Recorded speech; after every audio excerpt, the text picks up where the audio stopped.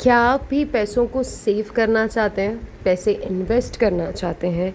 जितने पैसे आज आपके पास है उससे कहीं ज़्यादा अगले 5 साल में आप अपने पास लाना चाहते हैं तो इस वीडियो को एंड तक देखें। ये वीडियोस अगर आप 20s 30s या इनिशियल अर्ली 40s में भी हैं तो आपकी बहुत ज़्यादा हेल्प करने वाला है।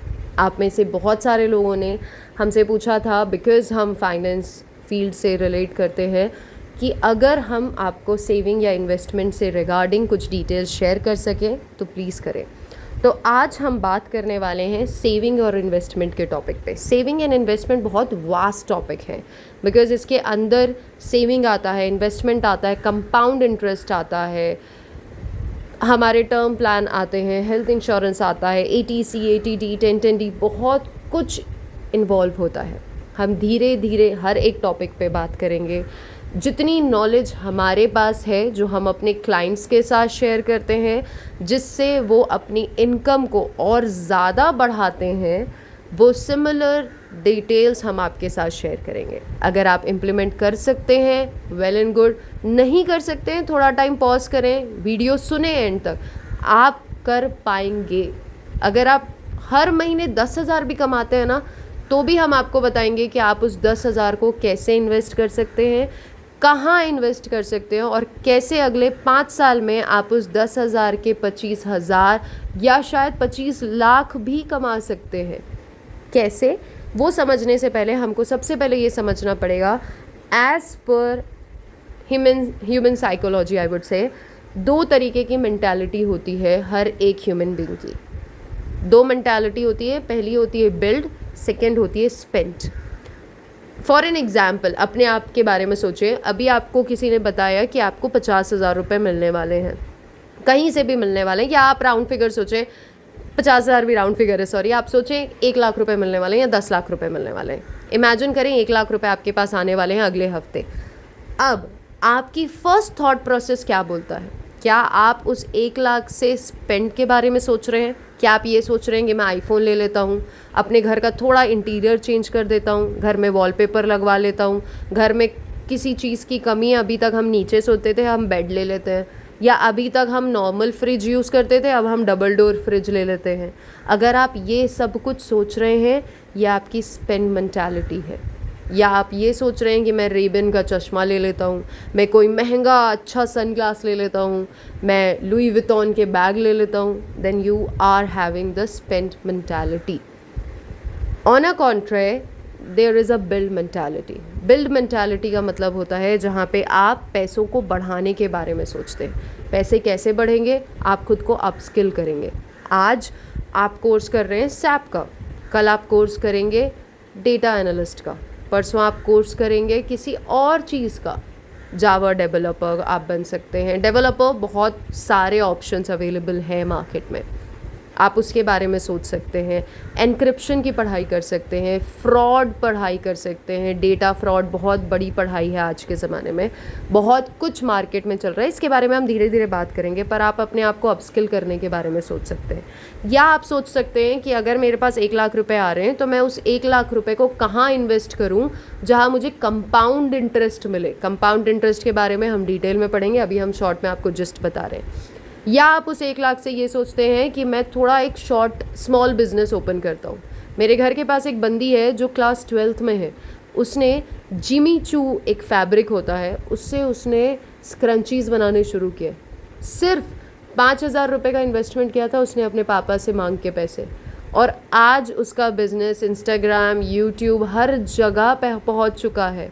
बहुत सारी जगह, मुंबई में, पुणे में लोग उसको पहचानते हैं, उससे ऑर्डर लेते हैं। हर मंथ वो उस जिमी चू फैब्रिक को यूज़ करके उस 5,000 इन्वेस्टमेंट के साथ आज जो ITR वो फाइल कर रही है पिछले 2 साल से, वो 27 लाख का है। 27 लाख में सिर्फ जिमी चू के स्क्रंचीज़ नहीं हैं, और भी बहुत सारी चीज़ें हैं अब। पर मैं आपको बताना चाह रही हूँ कि किस तरीके से आप इन्वेस्टमेंट कर सकते हैं। तो इसे बोला जाता है बिल्ड मेंटालिटी, जहाँ पे जब आपके पास पैसे आते हैं आप ये सोचते हैं कि मैं उस पैसों को डबल कैसे करूँ, उस पैसों को ट्रिपल कैसे करूँ।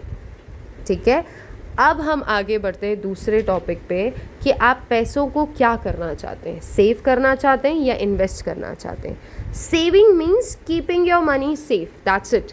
आप अपने पैसों को सेफ रखते हैं, आप किसी बैंक में जाते हैं, आप डिपॉजिट करते हैं वहाँ पे, बैंक में जाते हैं, सेव करते हैं अपने पैसे, डिपॉजिट करने के बाद आपको एक स्पेसिफिक रिटर्न ऑफ इंटरेस्ट मिलता है जो आपका 3% होता है, 3.5 होता है, 4%, 5%, 6, 7 मैक्स। इससे 7 तो बहुत ही ज़्यादा है। ओके तो अगर आप सेविंग करते हैं, सेविंग का मतलब होता है जो आपके पेरेंट्स करते होंगे, आपकी मम्मियाँ करती होंगी, चावल के डब्बों में पैसे छुपा के रखती हैं, दाल के डब्बों में पैसे छुपा के रखती हैं, ये सब सेविंग है जिसमें हम सिर्फ पैसे सेव कर रहे हैं। पर हमें ध्यान देना है इन्वेस्टमेंट पे कि हम पैसों को ग्रो कैसे करेंगे। अब बहुत सारे लोगों का ये भी क्वेश्चन था कि पैसे सेव कैसे करने हैं। अगर हम 10,000 रुपये कमा रहे हैं सिर्फ मार्केट में आज, या हम 1,00,000 रुपये भी कमा रहे हैं, तो हम पैसों को सेव कैसे कर सकते हैं। बहुत सिंपल सा 50-30-20 फॉर्मूला है जो हम बहुत वक्त से, कॉमर्स के जो फील्ड के स्टूडेंट्स होंगे वो सारे जानते होंगे। 50% सैलरी आपकी नीड में यूज़ होनी चाहिए, आपका फूड, शेल्टर, क्लोथिंग और आजकल मेडिकल और सैनिटरी वगैरह भी बोल सकते हैं हम, जिसमें जो भी आपकी बेसिक नीड्स है वो 50% आपकी सैलरी से कवर होनी चाहिए। आप अच्छा खाना खाएं, अच्छी जगह में रहें, अच्छे लोगों के साथ रहें, अच्छे कपड़े पहने, अपनी सैनिटी का ध्यान आप रखें उस 50% में। अब आता है 30%। 30% आपके वांट्स होने चाहिए। एक छोटा सा मैं आपके साथ एग्जाम्पल शेयर करती हूँ। कुछ टाइम पहले हम जापान गए हुए थे। वहाँ पे एक बंदा हमसे मिला था। उस बंदे ने एक स्टोरी बताई। पहले तो वो इंडिया के काफ़ी कुछ बोल रहा था कि इंडिया वाले ग्रो नहीं कर सकते, हम ऑफेंड हो गए थे, हम अपनी तरफ से आर्ग्यूमेंट करने लगे थे। उस बंदे ने एक स्टोरी शेयर करी अपनी लाइफ की। अब उस बंदे ने जापान के बारे में और इंडिया को कंपेयर करना शुरू किया कि जापान में क्या अच्छा है, इंडिया में क्या बुरा है, इंडिया में क्या अच्छा है। काफ़ी सारे आर्ग्यूमेंट्स भी हुए कि आप इंडिया को बुरा कैसे बोल सकते हैं। इस बीच में उसने एक बात बताई कि मेरा जो पासपोर्ट है ना, इसमें 72 कंट्रीज़ के वीज़ा हैं। मैंने बोला अच्छा, नाइस, वेरी नाइस। तब उसने डिटेल में ये बताना शुरू किया कि इंडियन माइंडसेट कहाँ पे लैक करता है, कि हम अपनी पूरी सेविंग सिर्फ ये सोच के सेव करते हैं पैसे कि हम एक बड़ा घर लेंगे, हम अपनी बच्ची की शादी करेंगे, हम अच्छा बड़ा फंक्शन करेंगे। हम पैसों को इसलिए सेव करते हैं और हम इन्वेस्टमेंट बहुत बाद में सोचते हैं, पर हमें पहले सोचना है कि हम इन्वेस्ट कैसे करें। इंडियन माइंडसेट बहुत अच्छा माइंडसेट है। बचपन से लेके आज तक हमने देखा होगा हमारे पेरेंट्स पैसे सेव कर रहे हैं, पर आपको उन पैसों को इन्वेस्ट करना उनको सिखाना है कि हम सिर्फ सेविंग नहीं करेंगे, हम इन्वेस्टमेंट करेंगे, हम पैसों को ग्रो करेंगे। क्योंकि जापानीज़ का माइंडसेट या बाकी आप किसी भी कंट्री में जाएं, उनका माइंडसेट यही है इंडियंस को लेके कि इंडिया पैसे सेव करता है। क्योंकि फॉरेन कंट्रीज़ में ना रेंट पे रहना, लीज़ पे रहना बहुत नॉर्मल समझा जाता है, बट इंडियन लोग ये सोचते हैं कि हम लीज़ पे नहीं रहेंगे, हमको अपना खुद का घर होना चाहिए, हम ईएमआई देंगे। ईएमआई देते देते आप खुद नोटिस करते होंगे कि जब आप ईएमआई पे कर रहे हैं आपके लोन की, कम से कम 2 साल की ईएमआई ना आप सिर्फ इंटरेस्ट पे कर रहे हैं। पर क्या हम इन चीज़ों पे ध्यान देते हैं कभी? कभी भी नहीं। हम सिर्फ फोकस करते हैं कि हम अपना घर बनाएंगे, हम अपनी बच्ची की शादी करेंगे, बहुत सारे पैसे लगा के बहुत ग्रैंड रिसेप्शन देंगे, बड़े बड़े होटलों में शादी करेंगे। पूरी ज़िंदगी की सेविंग हम ख़त्म कर देते हैं। तो थोड़ा सा ये सोचने वाली बात है कि सेविंग और इन्वेस्टमेंट किस तरीके से काम करता है। तो जैसा हमने आपको बताया 50% आपकी नीड्स पे खर्च होना चाहिए, रेंट, फूड, शेल्टर, क्लोथिंग, या अगर आपने घर लिया है तो घर की ईएमआई पे। 30% आपके वांट्स पे खर्च होना चाहिए। आप मूवी देखने जाइए, शॉपिंग करने जाइए, अपने दोस्तों के साथ हैंग आउट कीजिए। समय रैना ने बोला है ना, जो आप अपने दोस्तों के साथ टाइम स्पेंड करते हैं ना, वो आपका प्रोडक्टिव टाइम है। जाकिर खान बोलते हैं अपनी फैमिली, अपने दोस्तों के साथ टाइम स्पेंड करें, वो आपका प्रोडक्टिव टाइम है। बाकी जो बचा हुआ आपकी सैलरी का 20% हिस्सा है वो आप सेविंग में लगाएं। अगर आप अपनी सैलरी से सेव नहीं कर पाते हैं, आपने बहुत सारा डेट ले लिया है, बहुत सारे लोन्स ले लिए हैं, नो इश्यूज़। इस वीडियो में या इसके बाद वाले वीडियो में हम आपको ये भी बताएंगे कि आप घर बैठे पैसे कैसे अर्न कर सकते हैं, कौन से वो प्लेटफॉर्म्स हैं जिससे आप पैसे अर्न कर सकते हैं। हम आपको पूरा end to end guide detail आपके साथ शेयर करेंगे। हमारे साथ जुड़े रहिएगा, आपको सारी इन्फॉर्मेशन धीरे धीरे मिल जाएगी।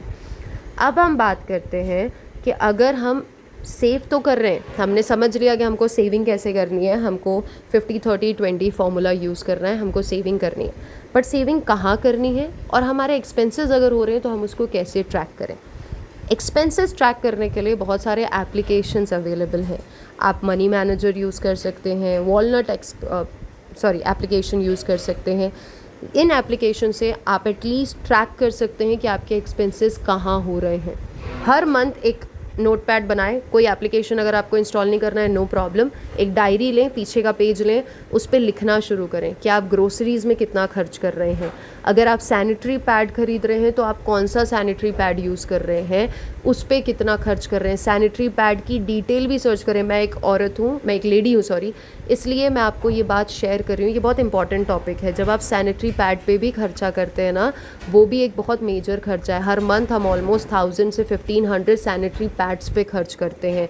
आप नोटिस करें कि हमारे पास बहुत सारे ऑप्शंस अवेलेबल हैं मार्केट में, जहाँ पे हमको पीरियड पैंटीज़ मिल रही है, टैम्पोन्स मिल रहे हैं, मेंस्ट्रुअल कप मिल रहे हैं। तो आप सब कुछ सोचें कि क्या आप यूज़ कर, हर चीज़ हर किसी के लिए नहीं होती है। मैं मेंस्ट्रुअल कप यूज़ नहीं कर सकती बिकॉज़ मुझे वो सूट नहीं करता, मैं कंफर्टेबल नहीं होती, बट आपको क्या सूट करता है। सैनिटरी पैड्स में भी सेग्रीगेशन रखिए।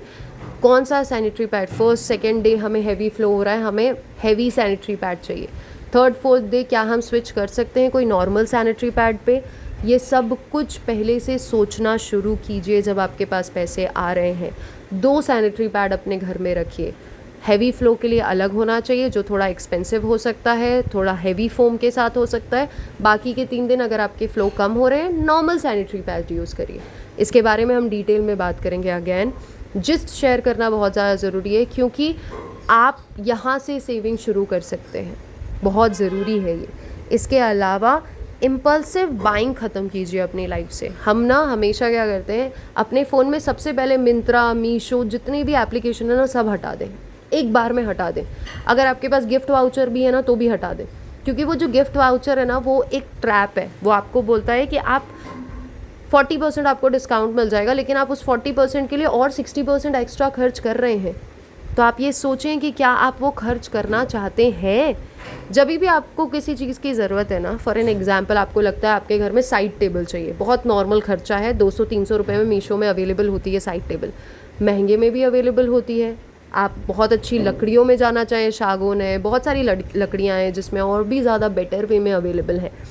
सबसे पहले ये सोचिए कि क्या इसकी ज़रूरत है, क्या इसके बिना काम हो सकता है, कितने दिन इसके बिना। और किसी भी प्रोडक्ट को परचेस करने से पहले 10 दिन एटलीस्ट, 10 दिन नहीं तो एटलीस्ट 1 हफ्ते का टाइम लें। बोलें कि ठीक है मैं नेक्स्ट संडे आके ख़रीदूँगा। नेक्स्ट संडे तक ना 2 कॉलम बनाए अपने, जो भी डायरी है, फ़ोन है, टू डू लिस्ट है, जो भी। सोचें कि इसके प्रोज़ और कॉन्स क्या होंगे, क्या इसको लेके मुझे फ़ायदा होगा। अगर मैंने एक साइड टेबल ली तो मेरे को उसके ऊपर एक रनर लेना पड़ेगा, मुझे उसके ऊपर सजाने के लिए एक पॉट लेना पड़ेगा, मुझे उसको एस्थेटिक दिखाने के लिए उसमें और ज़्यादा खर्चे करने पड़ेंगे। क्या आप वो खर्चा करना चाहते हैं? दैट मीन्स कि वो साइड टेबल आपको सिर्फ 200 रुपये की नहीं पड़ेगी, आपको वो 500 रुपये की पड़ेगी। ऑन अ कॉन्ट्रे, क्या उस साइड टेबल के बगैर आपका गुजारा हो सकता है? क्या आपके घर में आपके माँ बाप के दिए हुए कोई पुराने बक्से हैं जिसको आप DIY करके, पेंट करके साइड में as a side table use कर सकते हैं, जिसमें आपका बहुत मिनिमल खर्चा होगा? ये सब चीज़ें इम्पल्सिव बाइंग को रोकती है। तो सबसे पहले आपको ये सोचना है कि क्या मुझे इस चीज़ की ज़रूरत है, क्या इसका सब्स्टिट्यूट या कोई कॉम्प्लीमेंट्री प्रोडक्ट मार्केट में अवेलेबल है या नहीं है। इसके बाद तीसरा बहुत इम्पॉर्टेंट पॉइंट है, वो ये है कि आप एक दिन हफ्ते में ना UPI से ऑफ लें। एक दिन आप सोचें कि मैं आज बाबू राव बनूंगा, मैं बिल्कुल अक्षय कुमार जैसे काम करूंगा कि मैं आज 1000 रुपये लेके घूमूंगा या मैं 200 रुपये का नोट लेके घूमूंगा। जहां 200 रुपये चलेगा वहीं पे मैं यूज़ करूंगा, मैं UPI यूज़ करूंगा ही नहीं। आप नोटिस करेंगे कि सुबह से लेकर रात तक ना आपका 200 रुपये आपके पास वैसे का वैसे ही रहेगा। स्पेशली अगर आप टायर 1 टायर 2 सिटीज़ में रह रहे हैं तो। अगर आप मुंबई, पूना, दिल्ली, बैंगलोर, हैदराबाद में रह रहे हैं, आपको UPI के बगैर ऑप्शन ही नहीं मिलेंगे पैसे खर्च करने के लिए। क्योंकि सबके पास यूपीआई है। आप सुबह इडली सांभर खाने जाएंगे नाश्ते के लिए, वो बोलेगा भैया यूपीआई कीजिए नहीं तो नहीं मिलेगा। तो बहुत ज़्यादा आप एक दिन, ज़्यादा से ज़्यादा मैं बोल रही हूँ, सिर्फ एक दिन यूपीआई ऑफ कीजिए। एक दिन आप सोचिए कि आज मैं कोई ब्लिंकिट नहीं करूँगा, आज मैं कोई जेप्टो नहीं करूँगा, आज मैं कोई भी फ्लिपकार्ट मिनट यूज़ नहीं करूँगा, अमेज़ॉन नाउ यूज़ नहीं करूँगा, कोई खर्चा नहीं करूँगा। आज मेरे को 10 मिनट में कोई सामान नहीं चाहिए। अगर मुझे सामान चाहिए मैं कपड़े पहनूँगा, थोड़ा सा मैं लेथार्जिक फ़ील करूँगा, ठीक है, बट मैं अपने आप को अच्छा फ़ील कराऊँगा। सैटरडे संडे को वॉक करने के लिए जाऊँगा, अपने पास वाली ग्रोसरी शॉप से मैं जो भी मुझे सामान ख़रीदना है वो ख़रीद के, दूध दही जो ख़रीदना है मैं लेके आऊँगा। पर मैं इम्पल्सिव बाइंग नहीं करूँगा, मैं यूपीआई ट्रांजैक्शन नहीं करूँगा। हफ्ते में एक दिन भी आपने रोक लिया ना, मोर देन इनफ है। बस ट्राई करके देखें। अब हम बात करते हैं कि जब हम सेव कर रहे हैं तो हमारे पास क्या ऑप्शन है सेव करने के लिए।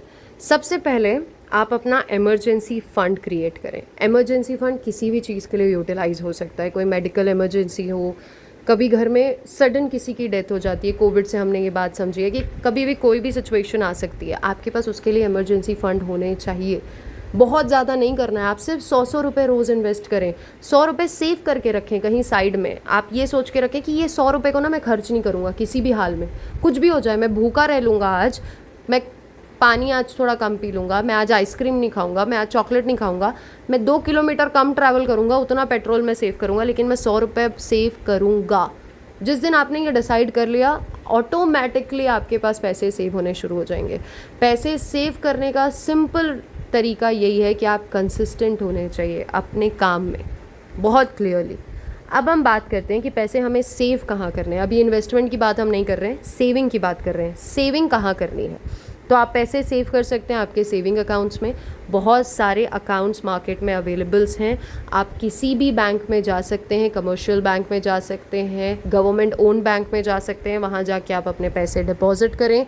उसमें आपको 3-4 maximum 5 to 6% rate of interest मिलेगा पर मंथ। कुछ लोग क्वार्टरली बेसिस पे देते हैं। आपको वहाँ पे इंटरेस्ट मिलेगा आपके सेविंग अकाउंट के ऊपर। कोशिश करें कि अच्छे बैंक को चूज़ करें, ICICI bank, axis bank, HDFC bank या फिर SBI में आपको काम थोड़ा सा डिले मिलेगा, वो एक चेयर से दूसरी चेयर आपको घुमाएंगे, लंच ब्रेक्स बहुत ज़्यादा होंगे, विच इज़ वेरी नॉर्मल। पर कोशिश करें कि आप अच्छी जगह इन्वेस्ट करें, अपने पैसों को अच्छी जगह सेव करें। बैंक जो है ना, वो आपके सेविंग से पैसे अर्न नहीं करती है, बैंक आपको देती है पैसे। बैंक के स्पेशल जो अर्निंग होती है वो होती है लोन से। जब आपको वो लोन ग्रांट करती है ना, तब बैंक को अर्निंग होती है। इसके बारे में हम बाद में बात करते हैं। बट जब आप सेव कर रहे हैं, आपको एक स्पेसिफिक इंटरेस्ट चाहिए, आप अपने पैसों को सिर्फ सेफ रखना चाहते हैं, आप एक ऐसी एज में आ चुके हैं जहाँ पे आप पैसों के साथ ज़्यादा इन्वेस्टमेंट या ज़्यादा आप पैसों के साथ खेलना नहीं चाहते हैं, आप उसको यूटिलाइज़ नहीं करना चाहते हैं, तो उस जगह पे आप सेविंग करें सेविंग अकाउंट में। दूसरी सेविंग का तरीका है FD।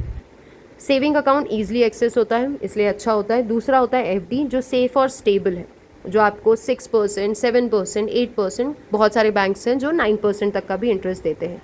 अगेन, अच्छे बैंक को चूज़ करें प्लीज़, कोई नॉर्मल बैंक्स में ना जाएं, अच्छे रेप्यूटेड बैंक्स में जाके वहाँ पे इन्वेस्टमेंट करें। FD बहुत ज़्यादा सेफ़ और स्टेबल होता है, पर ये उन लोगों के लिए है जो 50-60 क्रॉस कर चुके हैं, जो अपने अगेन पैसों को जो बहुत ज़्यादा यूटिलाइज़ नहीं करना चाहते हैं, जो रिस्क नहीं लेना चाहते हैं। क्योंकि जब भी हम पैसे इन्वेस्ट करते हैं, हमको 2 चीज़ अपने दिमाग में रखनी होती है कि हमारे पास टाइम कितना है, हम कितना टाइम इन्वेस्ट करना चाहते हैं, और हमारे पास रिस्क कितना हम ले सकते हैं। तो जिस एज में हम पहुंच चुके होते हैं, 50-60 की एज, वो एज होती है जहां हम रिस्क बहुत ज़्यादा नहीं लेना चाहते हैं और हमारे पास टाइम भी बहुत ज़्यादा नहीं होता है। तो उस जगह पे आपका FD आपका काम करेगा, क्योंकि वो बहुत ज़्यादा सेफ और स्टेबल होता है। थर्ड इनकम जो आप सेव कर सकते हैं, थर्ड सोर्स ऑफ वे जिससे आप सेविंग कर सकते हैं, वो होता है RD, recurring deposit. Recurring deposit 4%, 5%, 6% अलग अलग रेशो में मिलता है आपको अलग अलग बैंक में। यहाँ पे आप मंथली सेविंग कर सकते हैं, थोड़े थोड़े पैसे हर मंथ आप सेव कर सकते हैं, जो भी आप करना चाहते हैं, 1000 रुपीज़, 2000 रुपीज़, जितना भी आप सेव करना चाहते हैं। अगेन, एफडी आरडी में टीडीएस टीसीएस लिवी होता है। आपको टीडीएस टीसीएस पे करना होता है अगर आप एक स्पेसिफिक पीरियड से ज़्यादा के लिए जा रहे हैं। टीडीएस टीसीएस कैसे कैलकुलेट होता है, आप उससे कैसे बच सकते हैं, ये भी डिटेल मैं आपके साथ शेयर करूँगी। पे आउट कैसे आप लेना चाहते हैं एफडी आरडी में, आपको ईयरली पे आउट चाहिए, क्वार्टरली पे आउट चाहिए, इसके बारे में भी हम आपके साथ डिटेल शेयर करेंगे। बट यहाँ तक हमको आपको सिर्फ ये बताना था कि आप पैसे कहाँ सेव कर सकते हैं। तो हमने आपको बताया आप सेविंग अकाउंट में कर सकते हैं, एफडी में कर सकते हैं, आरडी में कर सकते हैं। इनका रिटर्न भी हमने आपके साथ शेयर किया। नेक्स्ट वीडियो में हम इन्वेस्टमेंट के बारे में बात करेंगे और उसके बाद धीरे धीरे आपके साथ सारे के सारे पेजेस खोलेंगे कि आप इन्वेस्टमेंट कहाँ कर सकते हैं, कितना कर सकते हैं। बहुत इंपॉर्टेंट टॉपिक है। इस वीडियो को लाइक करें, शेयर करें, सब्सक्राइब करें और ज़्यादा से ज़्यादा लोगों तक पहुँचाएँ। Thank you.